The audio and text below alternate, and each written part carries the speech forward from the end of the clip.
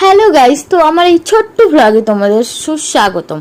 হ্যাঁ, আমি আজকে বাংলাই বলছি, আমার মন চাইলো তাই। তো আজকে আমরা অনেক দিন পর আমরা দুই বান্ধবী দেখা করে আমরা একটু শপিং করতে যাব বলে।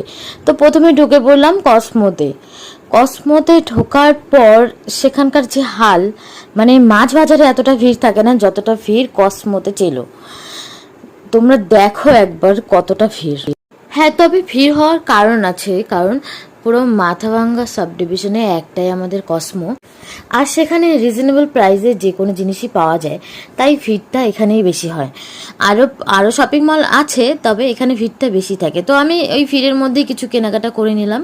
তারপর আমরা যাব একটু ট্রেন্ডসে কালেকশন দেখবো। বরাবরই আমি ট্রেন্ডস থেকে আমি শপিং করি না, অ্যাজিও থেকে করি।